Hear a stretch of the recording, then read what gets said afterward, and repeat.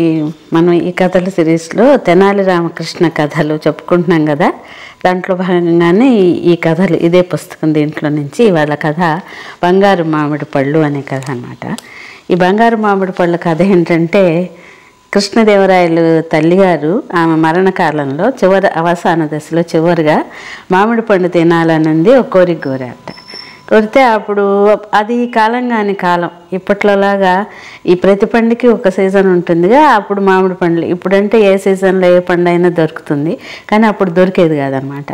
అప్పుడు ఆమె కోరిక తీరకుండానే ఆవిడ చనిపోయింది. అంటే ఆయనకి పాపం రాయల వారికి ఇంత నేను గొప్ప రాజునయ్యుండి నా తల్లి కోరిక తీర్చలేకపోయానే అని చాలా బాధపడ్డారట.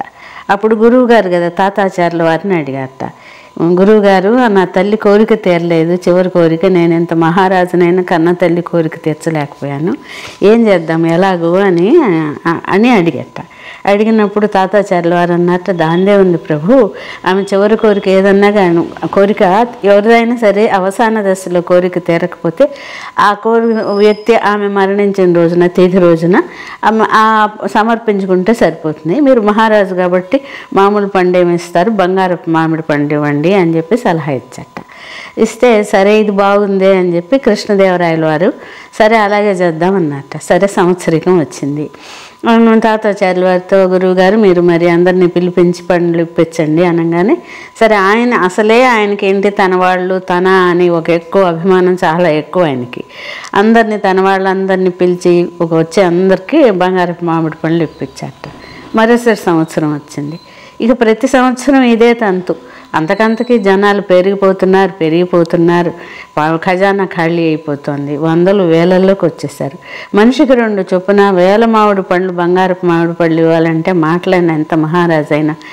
తిమ్మరసు వారికి, ఆయన మంత్రి కదా, మహామంత్రి తిమ్మరసు వారికి ఇదేంటి ఇది చాలా కష్టంగా ఉంది, ఏం చేద్దామని ఒకసారి తెనాలి రామకృష్ణకి చెప్పారట, నువ్వే ఏదైనా చెయ్యవయ్యా, ఈ ఖజానా ఖాళీ అయిపోతుంది, మరి తాతాచార్యులు వారేమో తన వాళ్ళందరినీ తీసుకొస్తున్నాడు, ఏం చేద్దాం అంటే, సరే నేను చేద్దాంలేండి నేను చేస్తానని చెప్పాట. ఇంతలో అనుకున్న సమయం రానే వచ్చింది. ఆ రోజు రాజుగారి తల్లి తిథి. సరే యథాప్రకారంగా అందరినీ తాతాచార్యుల వారు ఆ విజయనగరం కాకుండా చుట్టుపక్కల ఊళ్ళ నుంచి ఎక్కడెక్కడ వాళ్ళు వచ్చారు. అందరూ ఊరంతా కిక్కిరిసిపోయింది. ఇంకా రేపు ఈ కార్యక్రమం జరుగుతుందనగా ముందు రోజు ఈ తెనాలి రామకృష్ణ అందరిళ్ళకి వెళ్ళి, అయ్యా మీరు అందరికీ మామిడి పళ్ళు రేపు ఇస్తారు, బంగారపు మామిడి పళ్ళు, అయితే రాజుగారు ఒక మాట చెప్పమన్నారు, ఈ మామిడి పండు దానం తీసుకునే వాళ్ళందరికీ వాతలు పెడతారట వీపు మీద, ఎవరు ఎక్కువ వాతలు పెట్టించుకుంటే అన్ని పండ్లు అనమాట. అనగానే ఏంటి ఇది నువ్వెవరు అన్నట్ట. నేనెవరైతే మీకు ఎందుకండి, రాజుగారు చెప్పమన్నారు చెప్పాను, మీరు అందుకు సిద్ధంగా ఉండండి అన్నారు. సరే తెల్లవారింది, కార్యక్రమం మొదలైంది. పక్క గదిలో అందరూ బారులు తీరున్నారు. పక్క గదిలో ఈ మామిడి పళ్ళ దానం జరుగుతుంది. మొదట వెళ్ళిన వాళ్ళకి మొదట ఇక్కడ వాతలేయటం, అక్కడికి పంపించడం. అయితే 2 మామిడి పళ్ళు తీసుకొని వచ్చారు. 2వ వాడు 3వ వాడు 4వ వాడు. మీకు బయట ఉన్న వాళ్ళు ఏమన్నారు, ఓహో ఈ వాతలు ఎక్కువ భరించలేక ఏదో 1-2 వాతలు పెట్టించుకొని అంతవరకు తీసుకుంటున్నారు కాబోలు అని వాళ్ళు అనుకున్నట్ట. చివరికి ఒకటికి బాగా వచ్చి, వాళ్ళలాగా కాదు నేను ఎక్కువ వాతలు పెట్టించుకుంటానని 7 వాతలు పెట్టించుకున్నట్ట. లోపలికి వెళ్ళిన తర్వాత వాళ్ళు 2 పండ్లు ఇచ్చారు. ఏంటి 2 ఇస్తున్నారు, లెక్క ప్రకారం నేను 7 పెట్టించుకున్నాను కదా, నాకు ఇంకో 5 పండ్లు రావాలి ఇవ్వండి అని. ఏంటి 7 పెట్టించుకోవటం ఏంటి, వాతలేంటి, మామిడి పళ్ళు ఏంటి, నువ్వు ఏం మాట్లాడుతున్నావు అని అడిగాట. వాళ్ళు అక్కడ చేసే పంచిపెట్టేవాళ్ళు. మరి రాత్రి ఆయన వచ్చి చెప్పాడు కదా ఎన్ని వాతలు అయితే అన్ని పండ్లు అని, మరి చూడండి నా వీపు చూడండి నాకు 7 వాతలు ఉన్నాయి అన్నట్ట. ఇప్పుడు వీళ్ళు బయటకు వచ్చి ఏంటి అని చెప్పి మంత్రి గారిని రాజుగారిని అడిగితే, అక్కడ ఉన్న ఒక బ్రాహ్మణుడు ఇదిగో ఈయనే చెప్పాడు, తెనాలి రామకృష్ణని చూపించి ఇదిగో ఈయనే మాకు చెప్పాడు అనగానే ఇంకా రాజుగారికి ఆగ్రహం మామూలుగా లేదు. తల్లి కోరిక తీర్చాలని నేను పండ్లు వేయటం ఏంటి, వీళ్ళందరికీ వాతలు పెట్టడం ఏంటి, ఇది అసలు సరైన పద్ధతేనా అని, రామకృష్ణ నువ్వు ఒక్కొక్కసారి అతిగా ప్రవర్తిస్తావు, నువ్వు ఇలా చెయ్యొచ్చా, తప్పు కాదా అని అడిగాడు. అయ్యో మహారాజా నేనేం తప్పు చేశాను, నాకు అసలు తెలియదు, నిజానికి చనిపోయిన వాళ్ళ చివరి కోరికలు తీర్చాలంటే వాళ్ళు ఏది కోరుకుంటే అది మనం 10 మందికి పంచాలని మిమ్మల్ని చూసే నేర్చుకున్నాను, సరే మీ తల్లి మామిడి పండ్లు అడిగారు, ఆమె కోరిక తీరలేదని మీరు మామిడి పళ్ళు దానం చేస్తున్నారు. నా తండ్రి పోతూ పోతూ వాతలు వాతలు అన్నాడు. అప్పుడు దాని అర్థం నాకు తెలియలేదు.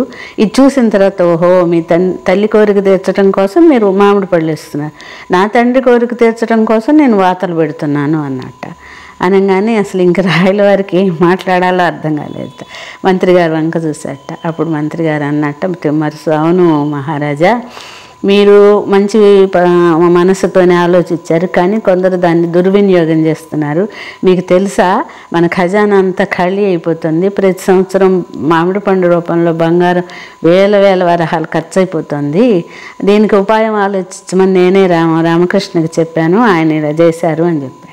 చెప్పగానే అప్పుడు రాజు, అవును కదా, నా తప్పు ఉంది అని చెప్పి, సరే అయితే పొరపాటు నాదేనంటే అప్పుడు ఈయన అన్నట్ట రామకృష్ణ, మహారాజా మీరు ఇవ్వండి తల్లి పేరు మీద, చిన్నవి ఇవ్వండి, కొంతమందికి ఇవ్వండి, లెక్క ప్రకారం ఓ 11 మందికో 9 మందికో, అంతేగాని ఖజానా వందల వేల మందికి ఇస్తే దానికి అంతే ఉండదు, ఇంకా వీళ్ళకి ఇట్లా అలవాటైపోతుంది, ఎదురు చూస్తూ ఉంటారు అని చెప్పగానే, శభాష్ రామకృష్ణ, నువ్వు నా కళ్ళు తెరిపించావు, నీ వల్ల ఖజానా నిలబడిందని మళ్ళీ ఆయనకి బహుమతులు ఇచ్చాడు.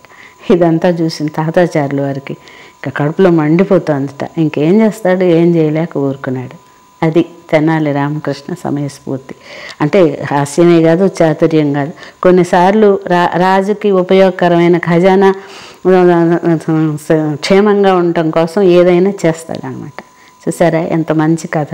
మళ్ళీ ఇంకో కథ మళ్ళీ కలిసి